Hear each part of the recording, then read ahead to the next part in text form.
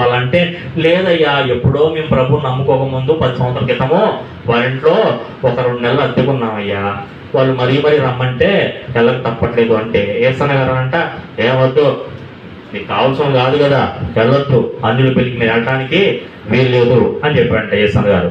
చెబితే ఇంక సర్లే అని చెప్పి ఇంక ఇద్దరు భార్య భర్త వెళ్ళిపోతే దారిలో మాట్లాడుకున్నారంట. భర్త అన్నాడంట, అసలు నేను ఎవడనకమన్నాడే, వెళ్ళేదాన్ని ఏదో పెళ్ళికి గుడి చొప్పున వెళ్ళి రావాలి, కానీ పాస్టర్ గారికి ఏం అడుగుతావు నువ్వు, అసలు నేను ఎవరు అడగమన్నాడు, అసలు ఆయన పెళ్లి కట్టాకలు లేకుండా ఏదో సేవ చేసుకున్నాడు, ఆయనకి ఏం తెలుసు బంధువుల గురించి, బంధుత్వాల గురించి ఆయనకి ఏం తెలుసు, ఇలాంటి అడుగుతారు ఆయన్ని. ఆయన మళ్ళీ ఇప్పుడు వెళ్ళొద్దంటాం.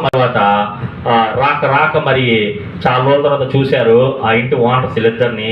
వదినమ్మ మీరు వచ్చారా అని చెప్పి కుంకుమ తీసుకొచ్చి బొట్టు పెట్టిందంట. వీళ్ళేమో ప్రభువు నమ్ముకున్నారు. ప్రతి ఆదివారం పరిశుద్ధాత్మ దేవుని శక్తితో వాళ్ళు మందిరంలో ఎగురుతూ ఉంటారు. ఏసన్న గారి మందిరంలో మామూలుగా ఉంటుంది అనమాట, ఎగురుతూనే ఉంటారు ఆరాధనలో. హల్లెలూయా. అలాంటి బ్యాచ్ వీళ్ళిద్దరు కూడా. అయితే ఇప్పుడు వీళ్ళకి బొట్టు పెట్టంగానే వీళ్ళకి ఒళ్ళు జలదరిచ్చిందంట. అదో రకంగా ఉంటుంది, మనకు కూడా అది ఎక్స్పీరియన్స్ అవుతూ ఉంటుంది. ఓకేనా. మామూలుగా ఉంటే అది వేరు. మనం పరిశుద్ధాత్మ దేవుని సన్నిధిలో ఎదుగుతా, దేవుని సన్నిధిలో బాగా గోజాడుతూ ఉన్నప్పుడు ఇలాంటి ఏమైనా తగిలినాయి అనుకో కొద్దిగా ఒళ్ళు జలదరిస్తూ ఉంటుంది అనమాట. ఏమైనా అట్లా జలదరించిందంట. ఆ పెళ్లిలో వాళ్ళు ఖచ్చితంగా 3 రోజులు ఉండాల్సి వచ్చిందంట. అది అయిపోయింది. దాని తర్వాత ఏమండి నాకు ఏదో అయిపోతుందండి అనిందంట. అంటే ఆయన అన్నాడంట, నోరు మూసుకోవాలి, పరువు పోతుంది, ఇప్పుడు బొట్టు తెరిస్తే ఎక్కడ 2 రోజులు ఉంచుకున్నాం అనుకో, మన సైలెంట్ మన పాటకి మనం వెళ్ళి మళ్ళీ మన ప్రభులో ఉండొచ్చు, గమనుడు అంటే ఎవరు నాకు ఏదో అయిపోతుందండి అంటుందంట. ఏమేమో అది అయిపోయింది. తర్వాత ఎలాగెలా మొత్తానికి మెల్లగా బొట్టు చెడిపేసుకుంది. తర్వాత మళ్ళీ 2వ రోజు స్నానం చేసి మళ్ళా వచ్చారు.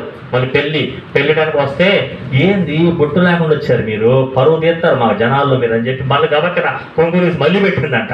మళ్ళీ పెట్టగలి వీళ్ళేంద్రా బాబు మాటి కుంకుమ పెడతారు, ఇదంతా కుంకుమ చేసేస్తున్నారు, జుట్టంతా కుంకుమ చేసేస్తున్నారు, ఇది పెట్టిన కానీ నాకేటో నీరసం అని పెడుతుంది, నాకు అదో రకంగా ఉంటుంది అంటుంది రామ. సరే మొత్తానికి పెళ్ళి అయిపోయింది. ఇంటికి వెళ్ళిపోయారంట.